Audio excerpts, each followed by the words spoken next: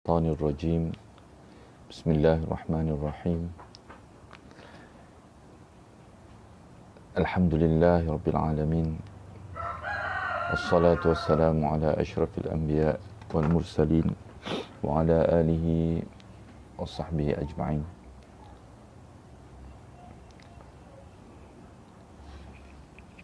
اللهم رب اشرح لي صدري ويسر لي أمري واحلل عقدة من لساني يفقه قولي. أما بعد، فإن خير الحديث كتاب الله وخير الحدي حدي محمد صلى الله عليه وسلم وشر الأمور محدثاتها وكل محدثة بدعة وكل بدعة ضلالة وكل ضلالة في النار. اللهم لا سهل إلا ما جعلته سهلا وأنت تجعل الحزن إذا شئت سهلا.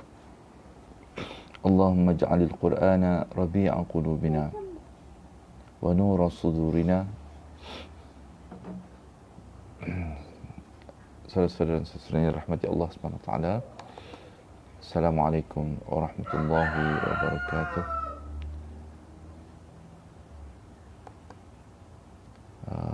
Alhamdulillah, pada pagi ni kita dapat bertemu lagi di dalam siri perbincangan kita dalam surah Al-Quran. Kita telah pun sampai kepada surah 93, tadabbur dalam siri perbincangan tadabbur kita ini, surah Duha.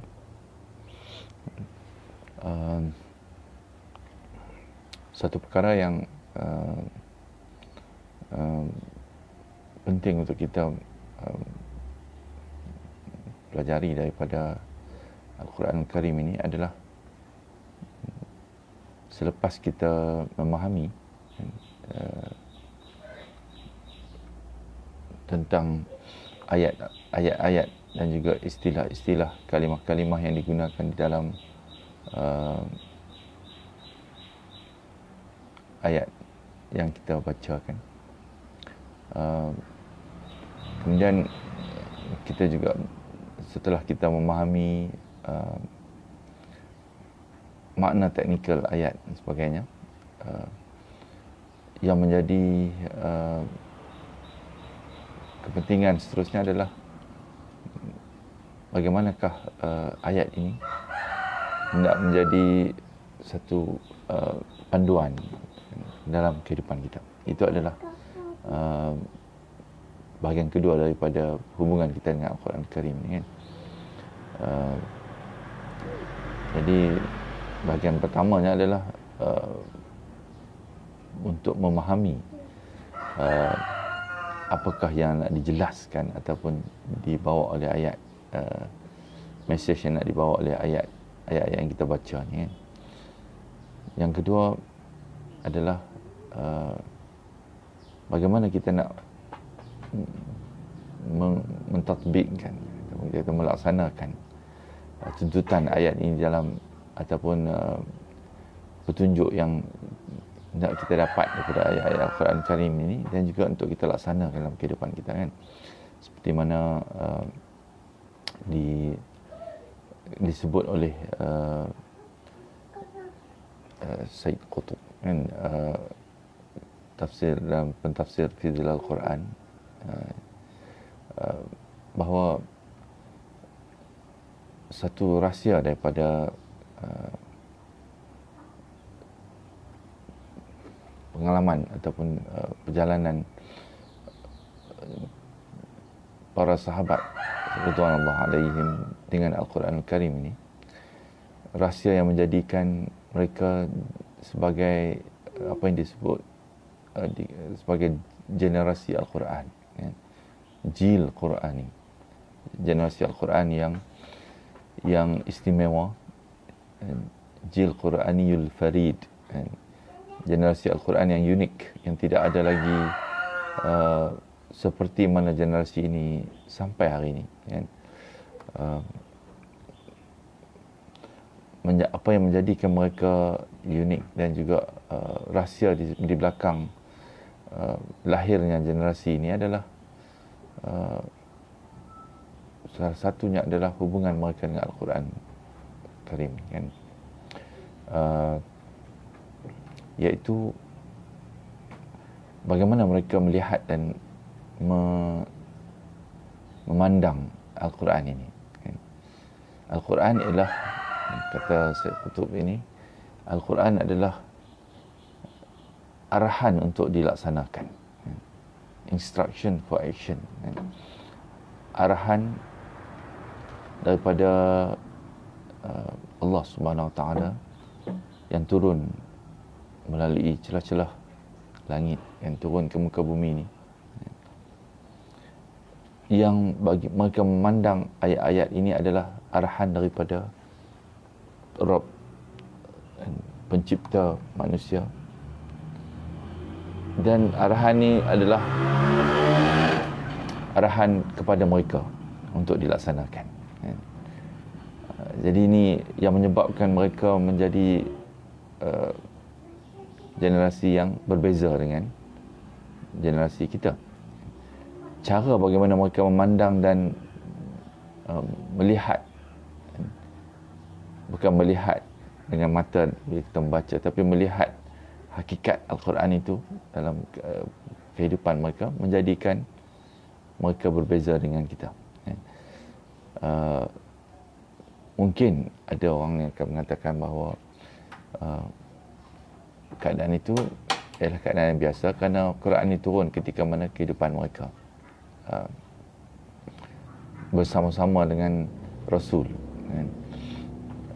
Ketika mana Rasul masih hidup, Al-Quran turun, kemudian disampaikan panas-panas lagi, kita katakan, kepada mereka, kan?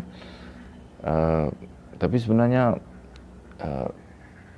Allah Subhanahu Wa Taala yang Maha mengetahui inilah yang menjadikan Al-Quran ini sebagai wahyu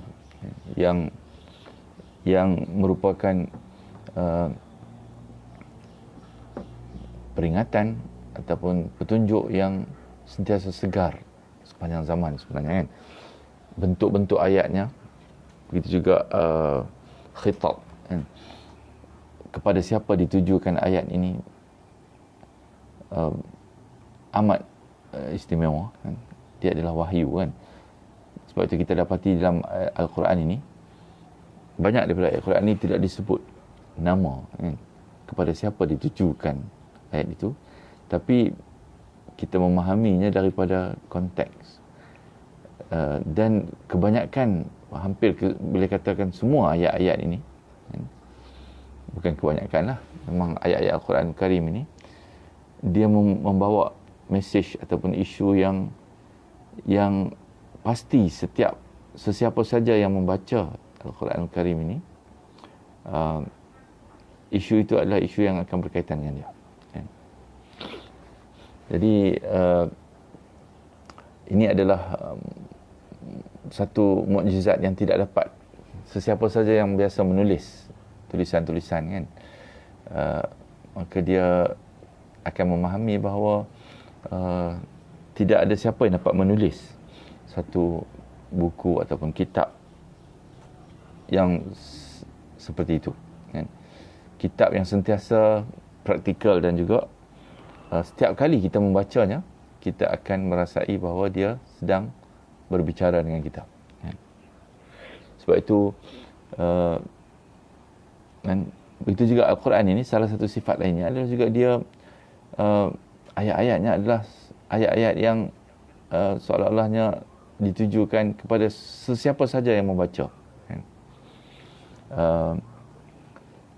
Kalau kita membaca dengan betul, kan? Sebab itu salah satu daripada keadaan ini adalah hadis Rasulullah SAW yang menyebut supaya kita membaca Al-Quran ini sebagaimana Al-Quran ini diturunkan, kan? Biasanya kita memahami itu adalah bacaan, cara bacaan ni, kan? Al-Quran turun dengan tujuh bacaan tak besar dan sebagainya. Tapi satu sudut lagi daripada itu, kata Qutb ni juga adalah turun sebagaimana Al-Quran ini dibacakan pada masa dia turun kepada generasi yang pertama dulu, kan. Sebab Al-Quran ini ada satu sudut yang menurunkannya, kan? Yang menurunkannya mengetahui ataupun memahami apa yang sepatutnya difahami oleh yang menurunkan Al-Quran ini, kan. Pertama. Yang kedua, yang menerima Al-Quran ini, kan. Jadi yang menerima Al-Quran ini, dia berada dalam satu psikologi yang sebagai penerima yang nak kena bersedia untuk melaksanakan apa saja yang turun daripada Al-Quran ini, kan. Itu adalah keadaan yang dan juga satu lagi aspek yang penting adalah Al-Quran ini turun kepada orang yang bukan turun kepada orang yang pasif, kan. Kerana Al-Quran ini adalah ayat-ayat yang aktif, kan. Interaktif dan juga aktif, kan. Dia sentiasa menegur, kan. Kalau kita baca, kita akan merasai Al-Quran ini adalah ayat yang sentiasa menegur kita, kan. Ayat yang seolah-olahnya berterusan sebagai seorang, walaupun tidak ada Rasul lagi untuk membacanya kepada kita, tapi bila kita baca sendiri, kita akan merasai bahawa kita sedang berinteraksi dengan ayat-ayat yang sentiasa menegur kita dalam setiap perjalanan kehidupan kita, kan. Jadi untuk menjadikan ayat-ayat Al-Quran ini berkesan dan juga efektif dalam kehidupan kita, maka kita kena baca dia sebagai membaca ayat-ayat Al-Quran ini sebagaimana sahabat-sahabat membacanya, kan. Salah satu aspek yang penting yang banyak disentuh dalam Al-Quran ini adalah bila kita membaca dan kita teliti ayat-ayat yang turun ni, kita merasai bahawa banyak daripada ayat-ayat ini sedang menggeleti ataupun membicarakan tentang aspek dakwah Rasulullah SAW, kan. Dia ada beberapa kumpulan yang ditujukan ayat ini, kan. Jadi sebenarnya semua kumpulan ini berada dalam diri kita, kan. Ayat-ayat, isu-isu yang ditujukan kepada kumpulan-kumpulan berbeza ni, nampaknya kumpulan berbeza tapi berada dalam diri kita, kan.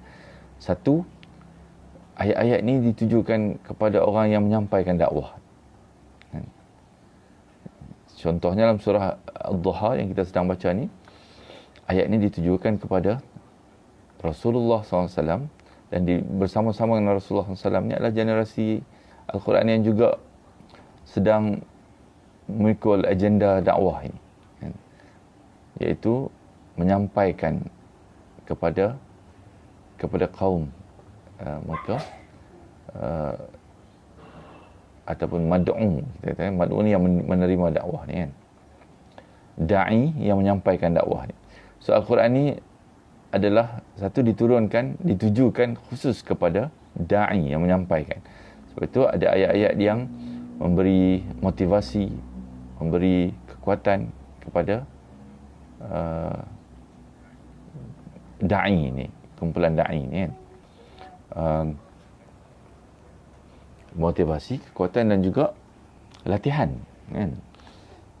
Jadi ini semua adalah satu sudut daripada Al-Quran sampai kepada mereka ini, kan. Jadi bila kita tengok dari satu sudut, maka ayat-ayat Al-Quran ni seolah-olahnya dia adalah ditujukan kepada kumpulan yang ni, da'i ni, kan.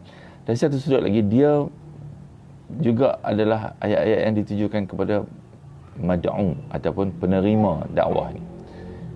Kerana Allah SWT berbicara terus, kan.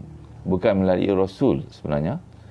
Rasul tempat sampainya ayat ni, kemudian Rasul menyampaikan kepada manusia pula, kan.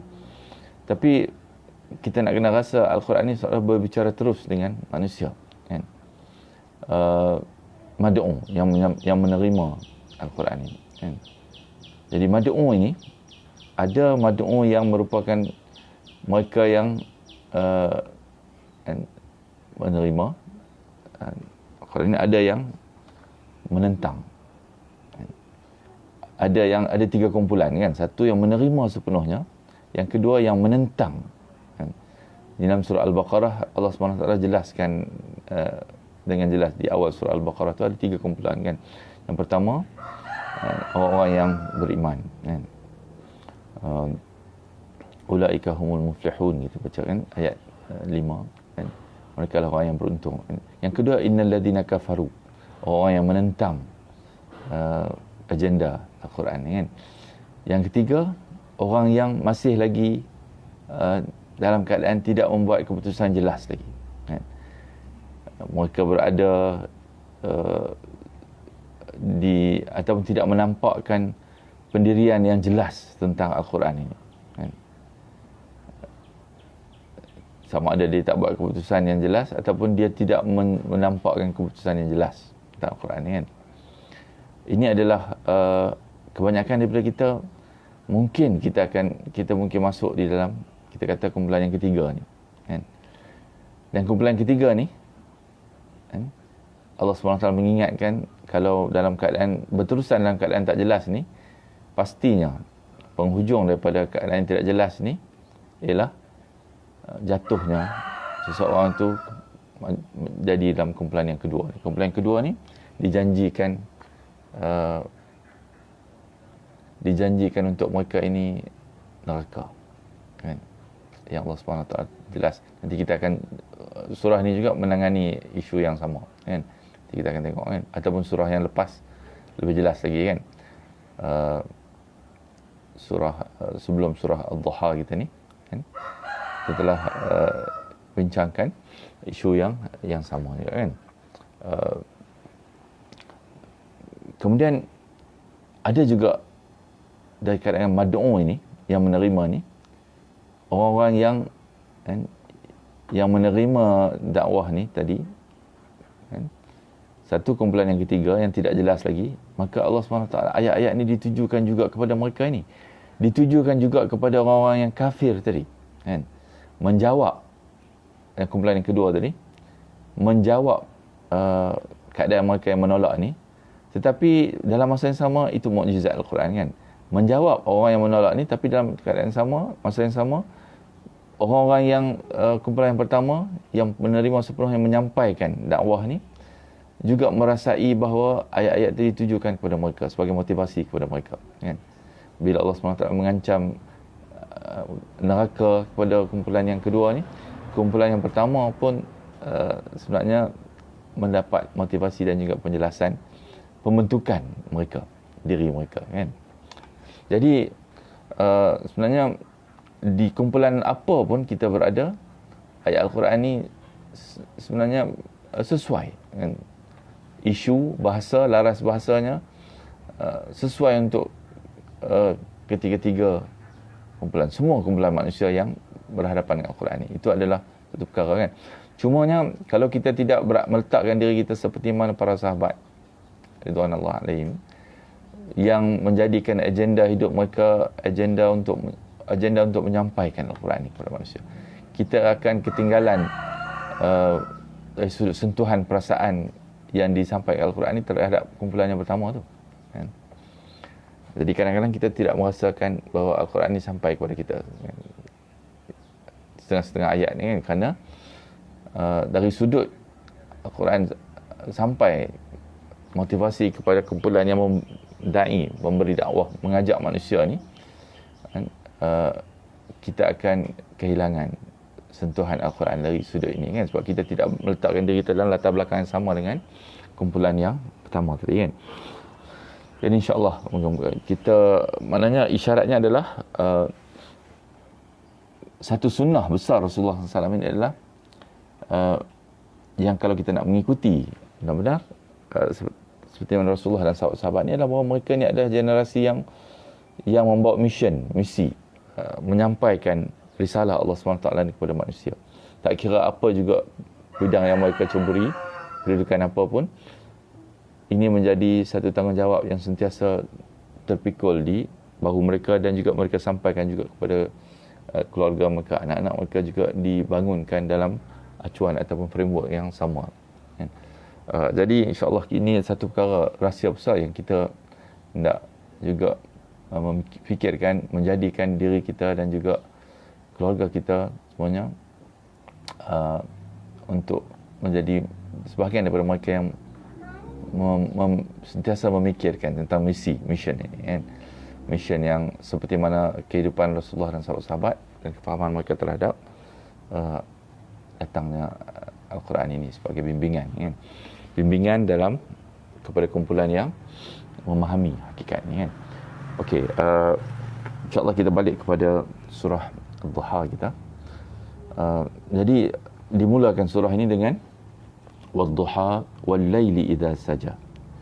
Demi waktu matahari, waktu duha kan, waktu matahari sepenggalahan dikatakan begitu kan, naik waktu duha ni, wal-laili idza saja, dan malam apabila telah sunyi. Dan ini membawa kepada isi kepada sumpah ini, muqsam alaih ni, ataupun jawab al-qasam yang dikatakan adalah ma wadda'aka rabbuka wa ma qala. Tuhanmu tidak meninggalkan kamu dan tidak pula wa ma qala benci ataupun marah kepada kamu. Ini adalah isu besar yang nak disampaikan daripada sumpah yang kita baca ni kan.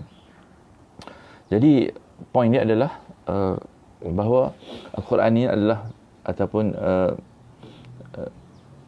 segala fenomena kejadian yang berlaku dalam kehidupan Rasulullah SAW dan para sahabat baginda di dalam rangka memikul mission ini, menyampaikan dakwah ni, seperti kita kata semalam, kita kata tadi ada sudut kepada da'i ni kan. Sebab dia satu sudut lagi, sahabat-sahabat ni juga akan menerima juga panduan-panduan, bimbingan-bimbingan kepada mereka yang ditujukan kepada mereka yang sedang dalam proses membina dan membangunkan diri mereka kan, untuk menjadi seorang yang berjalan di atas jalan yang benar ini kan. Satu sudut mereka menyampaikan kepada orang lain kan. Jadi dua-dua sisi ini adalah sisi yang berada dalam diri yang sama, dalam diri seorang mukmin kan. Jadi kalau kita ada satu sudut sisi saja, kita akan kehilangan contoh ikutan kita dalam seperti para sahabat kan. Dua-dua sisi ni ada kan. Mereka menyampaikan dan mereka juga kan sedang memperbaiki diri mereka. Dan Al-Quran adalah bahan ataupun isi yang address ataupun yang menangani dua-dua keperluan ini kepada kumpulan yang pertama ni kan. Jadi dijelaskan supaya Rasul SAW dan juga orang-orang yang beriman juga memahami bahawa semua apa yang berlaku dalam kehidupan kita ni sebenarnya adalah merupakan satu fenomena yang penting untuk Allah Subhanahu Wa Taala meningkatkan darjah ataupun kedudukan seorang hamba ini. Tidak mungkin dia dapat naik lagi di kedudukan, dia mendaki kan, kalau dia tidak melalui jalan yang curam, mendaki dan curam ni kan. Dia tak boleh nak naik lagi kedudukan dia kalau dia tidak mengangkat diri dia untuk sampai ke tempat yang tinggi kan. Ini adalah hakikat yang diajar oleh surah yang kita sedang baca ni. Dan sebab itu kegembiraan, kesedihan kan, dia pasti ada dua warna dan ada dua bentuk kan. Sebab ini setiap satu Allah jadikan berpasangan kan. Kesedihan dan kegembiraan, kesenangan dan kesusahan kan? Kejayaan dan kegagalan yang kamu tempuhi ini kan? Kerana di sana ada kejayaan yang hakiki kan, tapi di perjalanan itu ada kejayaan yang sementara, interim kan? Dan juga kegagalan yang sementara kan. Semua ni adalah ingredient ataupun bahan-bahan yang penting untuk menyampaikan kamu kepada satu kedudukan yang terbaik bagi kamu kan. Ini yang hendak disampaikan oleh Allah Subhanahu Taala. Dan sebenarnya ini adalah seolah-olahnya kita bayangkan macam seorang guru kan. Guru, walaupun Allah Subhanahu Wa Taala adalah pencipta manusia kan, tapi guru yang mengajar mungkin dia tahu dalam kepala dia objektif yang dia nak sampai kepada anak murid dia. Bila dia tengok anak murid ni, dia ada dalam pemikiran dia apa yang dia mahu anak murid dia ni dapat, dan juga menjadi manusia yang seperti mana kan, dengan didikan yang dia sampaikan ni. Begitu juga Allah Subhanahu Wa Taala, seolah-olahnya begitulah Allah mengetahui apa yang mungkin anak murid ni tidak ataupun hamba tidak mengetahui, tapi diberitahu oleh Allah Subhanahu Wa Taala melalui surah-surah ni kan. Dan pemberitahuan ni pula dalam bentuk yang amat mesra kan, amat dekat dengan orang yang beriman ni kan. Itu cara Al-Quran, mukjizat Al-Quran. Kalau kita baca, kita rasakan seperti itu kan. Jadi ini bukanlah petanda Allah SWT benci kepada kamu kan, tapi dia adalah sebenarnya merupakan skema pembentukan yang sedang dilakukan ke atas kamu, kerana kamu sebenarnya sedang melalui proses pendidikan kan. Sebab itu kita katakan tadi, kalau kita tidak rasakan diri kita sedang melalui proses pendidikan ni, maka ayat Quran ni kita akan kehilangan satu sudut sentuhan yang penting daripada ayat Quran ni kan. Kita baca, kita tak dapat bahagian ni kan. Sebenarnya kita, orang mukmin sedang melalui satu proses pendidikan yang membentuk diri dia, seperti mana emas kan, logam yang bernilai, dia mesti dicelup dalam api dulu, dibakar, barulah dia akan keluar yang pure kan. Segala kotoran-kotoran tu akan tertinggal dalam api yang membakar ini kan. Itu adalah proses yang sunnatullah, peraturan Allah SWT dalam konteks manusia ni kan.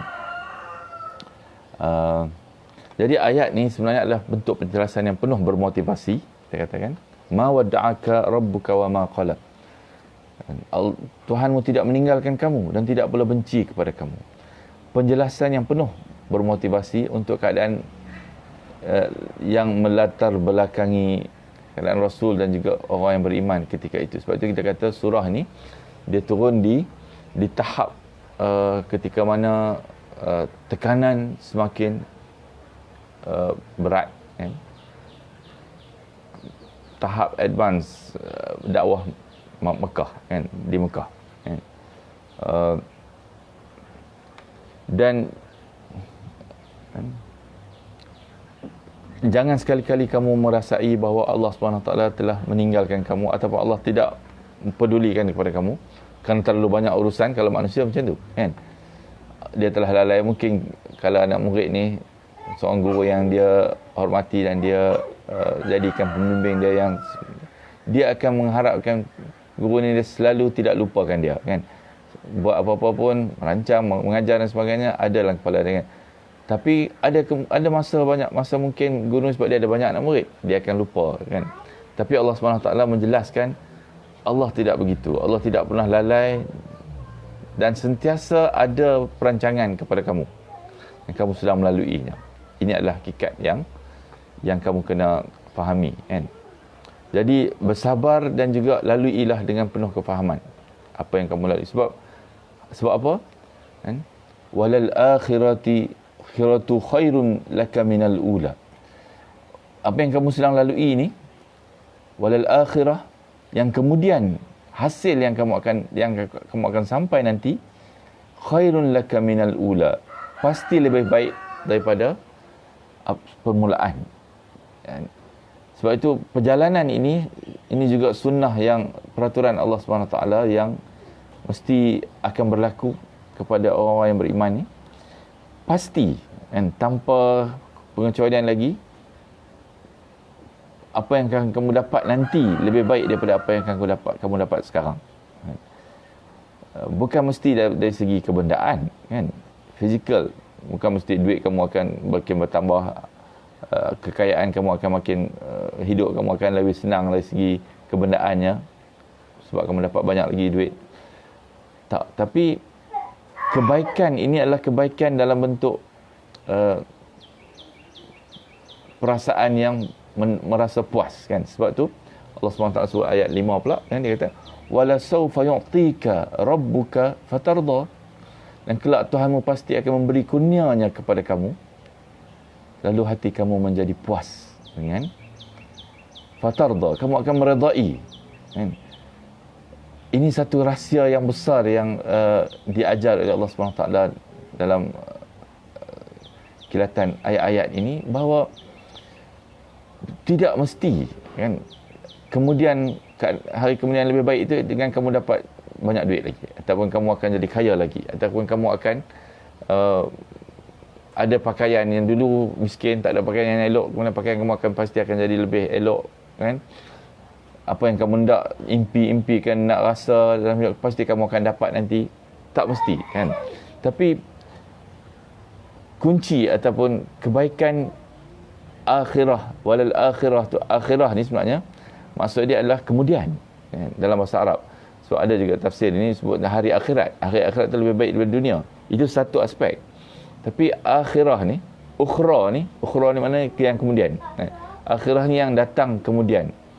Khairul laka minal ula. Lebih baik daripada apa yang kamu akan, pasti akan jadi begitu, kerana kebaikan itu akan datang dalam bentuk Allah SWT akan menjadikan hati kamu merasa redha dengan apa saja keadaan yang kamu dapat. Bila hati manusia redha dan gembira dengan apa yang dia dapat, maka semuanya menjadi baik. Ini kunci besar, kan. Seorang yang beriman, kalau Allah uji dengan kesakitan, kemungkinan Allah SWT tidak mengurangkan sakit dia itu, tapi Allah SWT menjadikan hati dia redha, dan juga dia melihat sudut kesakitan itu dari sudut yang lain pula, kan. Allah SWT nak mengampunkan dosa-dosa dia, nak meningkatkan maqam dia ataupun kedudukan di sisi Allah SWT, maka hati dia akan menjadi redha, puas, kan. Ini adalah kebaikan yang besar yang hanya dapat difahami oleh orang yang beriman kepada Allah Subhanahu Wa Taala. Dalam hadis Rasulullah SAW sebut, kan, mafhum ni, kan, ajaib, kan, ajaba li amril mu'minin, kan, ajaib urusan orang mukmin ini, kan. Kerana ajaib, kenapa? Kerana bila Allah Subhanahu Wa Taala menguji dia, dia sabar, kan. Bila Allah Subhanahu Wa Taala memberi dia nikmat, kebaikan, dia bersyukur kepada Allah Subhanahu Wa Taala, kan. Kedua-duanya baik bagi dia, kan. Ini adalah yang Rasulullah jelas hadis. Hakikat inilah yang nak diajar oleh Allah Subhanahu Wa Taala kepada orang yang beriman, kan, Rasul dan orang yang beriman bersama-sama dengan dia, kan, di dalam apa yang sedang kita baca ni, kan. Jadi jangan kamu mengharapkan, kan, bahawa kamu akan dapat seperti mana yang didapati oleh orang-orang kafir ni. Kalau mereka jadi orang yang kaya, makan cukup, kan, hidup dengan penuh kenikmatan, kemewahan, bukan itu yang akan menjadikan hati kamu puas. Tapi hati kamu akan menjadi puas apabila Allah SWT menanamkan kepuasan ini ke dalam hati kamu. Segala-galanya tak perlu lagi dah. Seolah-olah macam itulah, kan. Seolah-olahnya apa saja yang kita ada puas, kan. Ada orang yang tidak puas dengan kehidupan perkahwinan dia ke, rumah tangga dia ke. Kalau ada pasangan yang lain tu, aku tak mau pilih yang ni, kan. Sebenarnya itu adalah bencana, kerana Allah SWT tidak menjadikan hati dia puas. Tapi kenikmatan yang Allah SWT sebut ini adalah wala sawfa yu'tika, kan. Dan kelak Tuhan kamu pasti memberikan kurnianya bagi kamu, rabbuka fatarda, kan. Maka kamu akan menjadi puas dan tenang dengan apa yang kamu dapati ini, kan. Ada orang yang tak puas sebab dia tak dapat pangkat kedudukan seperti mana ada orang lain yang Allah bagi dapat pangkat yang tinggi, kan, kedudukan yang tinggi dalam pekerjaan, dalam segala bidang hidup dia. Ada orang yang tidak puas sebab dia rasa dia tak dapat, gitu, kan. Sebab itu satu bencana peringatan pada Allah SWT, kan. Kerana sebenarnya kepuasan itu bukan dengan kedudukan itu, tapi kepuasan itu dengan hati yang redha. Radina billahi rabba wa bil islami dina wa bi Muhammadin nabiyyan wa rasulah. Kan? Sebab tu dalam ayat surah Al-Fajr yang kita bacakan, ya ayyatuhan nafsul mutmainnah irji'i ila rabbika radiyatan mardiyah. Wahai jiwa yang tenang, baliklah kamu kepada Tuhan kamu dalam keadaan radiyah, redha, mardiyah, kan? Kamu menjadi orang yang redha dan Allah juga redha kepada kamu. Dalam keadaan diredai dan juga meredai, kan? Jadi ini adalah satu nikmat, kan? Kalau dalam setengah ulama Ibn Qayyim kan sebut kan, bahawa ini adalah syurga sebenarnya di dunia ni. Siapa yang tak dapat merasa syurga di dunia ni, dia tidak akan dapat merasai syurga di akhirat nanti, kan? Ini adalah hakikat yang dirasai oleh orang-orang yang telah merasai dia, kan? Bahawa kebahagiaan, keredaan ini adalah apabila Allah SWT menjadikan hati kamu puas, kan? Jadi semua kesusahan yang kamu lalui ini adalah merupakan sebahagian daripada proses yang biasa, kan? Proses siapa yang ada Allah jadikan dia kaya, ada Allah jadikan dia miskin. Tapi ini bukan satu perkara yang penentu mutlak, kan, ukuran ni. Tapi kepuasan dan kebahagiaan ini adalah datang daripada apa yang konsepsi yang ada dalam fikiran kamu dan apa yang ada dalam perasaan kamu. Ini yang kita minta, supaya yang kalau kita nak minta kepada Allah yang mengajar kita. Kalau kamu nak mintalah ini, kan? Mintalah supaya hati kamu puas dengan apa yang Allah SWT berikan kepada kamu, walaupun apa kedudukan dia, kan? Jadi insya-Allah dan cukup, kan? Dengan apa yang ada pada kita rasa cukup, tak perlu meminta-minta, tidak menjatuhkan kita kepada perkara yang akan merosakkan kita, kan? Moga-moga insya-Allah ini adalah perkara yang benar-benar Allah SWT kurniakan kepada kita dan masukkan kita dalam golongan orang yang fatarda ni, kan? Maka hati mereka menjadi redha dan puas dengan apa yang Allah SWT berikan kepada mereka, kan? InsyaAllah kita pun tidur di sini. Nanti kita akan sambung lagi. Moga kita dapat habiskan besok insyaAllah. Tapi kalau kita dapat walaupun kita mungkin perlahan sikit, kan, tapi kita benar-benar mendapat bimbingan dan juga panduan yang daripada Al-Quran ni dan sentuhan-sentuhan Al-Quran ni, itu lebih baik daripada kita habiskan baca tapi kita tidak Al-Quran ni tidak mengubah kehidupan kita, kan? Moga-moga jangan jadi begitu, kan? InsyaAllah. Subhanakallahumma bihamdika asyhadu an la ilaha illa anta astaghfiruka wa atubu ilaik. Subhanakallahumma bihamdika asyhadu an la ilaha illa anta astaghfiruka wa atubu ilaik.